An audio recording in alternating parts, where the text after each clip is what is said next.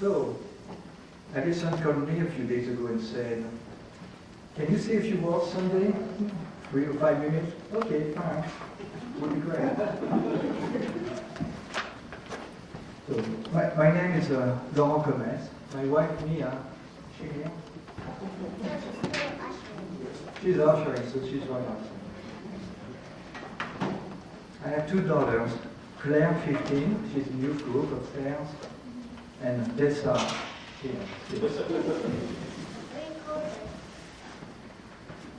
We've been coming just about every Sunday for 8 years. I think of Tessa, our youngest, as the lucky one. She's a MUF baby. At 6, she's only known MUF. So first let me tell you a few words about commitment. We had a service auction last night here at MUF with 30 guests. Many of you are here today recovering from a little too much food and some wine.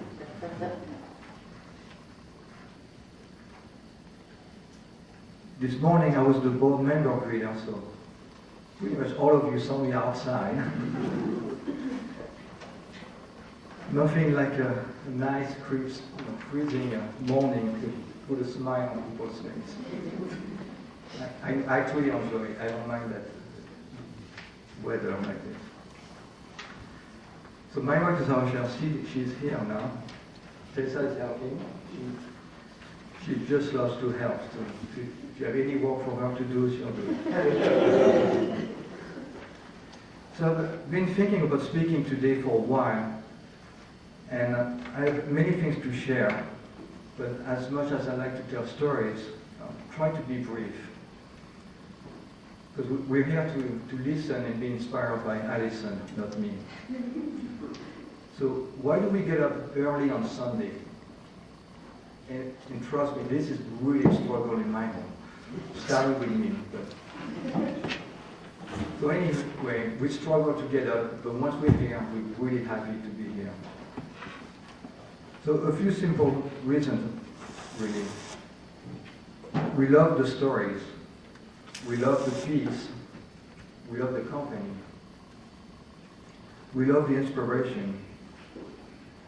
I love how Alison often starts a story by saying, "Oh, by the way, in this story, God is a woman." So religion is not my forte. So I love that you can talk about it, learn, and still come up with your own beliefs. I'm one of those who have a hard time saying, "I go to church on Sunday." Talking to my friends or co-workers, I still struggle with the world. On Sunday, I go to the fellowship. It's like a church, only it's different. Then I go on about explaining what it's not, and how it's welcoming, and how great the people are here. My parents were not religious. Certainly did not raise me in a religious setting. The most important word that my dad taught me is tolerance. He spoke of injustice, respect, and religion, but he would emphasize tolerance as being so lacking with too many people, including people of power and politics. My mom was afraid of large groups and organized religion because she experienced deadly demonstration and religious hate between different ethnic groups when she lived in Algeria back in the 50s. So with that background, both my parents were kind of, let's say, against organized religion. I only wish they would be around today so I could share this place with them, share the experience of MUF. What irritates me the most is hypocrisy and injustice. Hypocrisy in the interpretation of religion and sacred books, and resulting injustice. There's none of that here. At MUF, I'm the treasurer, so I know how tight the budget is. Somewhat, we make it work every year, but always challenging. Well, I mean, challenging with a spreadsheet. The rest just falls into place. Before MUF, I had no concept of giving. I paid lots of taxes, so surely that's a form of giving. And that was enough, right? So MUF taught me otherwise. I've been increasing my pledge every year, slowly but surely. And I'm happy that what I give in treasure, talent, and time helps us do the things we care about at MUF and outside of MUF.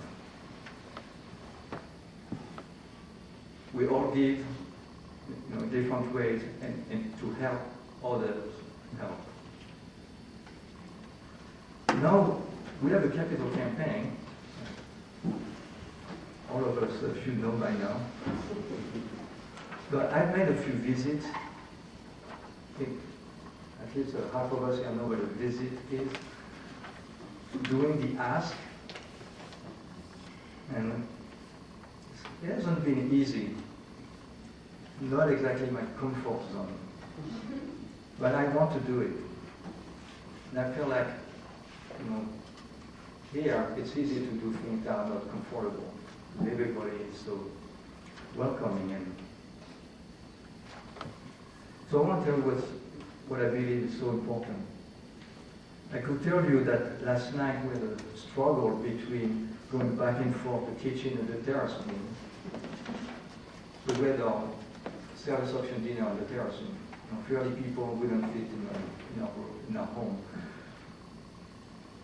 I could also tell you we had power problems with some outlets. We did blew a fuse or two.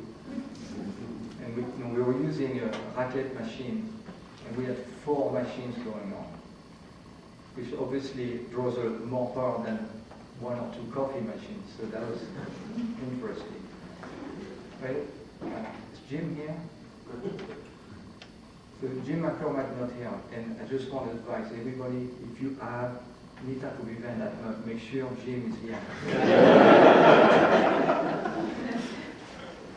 He saved us last night.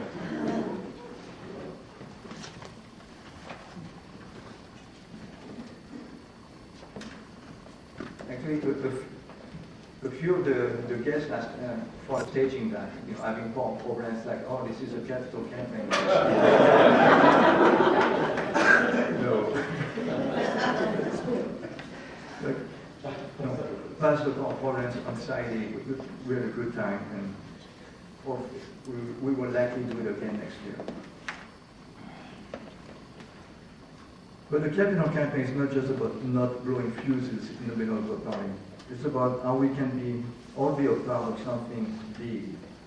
So when I do the visits, one of the things that strikes me that I emphasize is how a few people, back in 1957, 27 people, had the guts,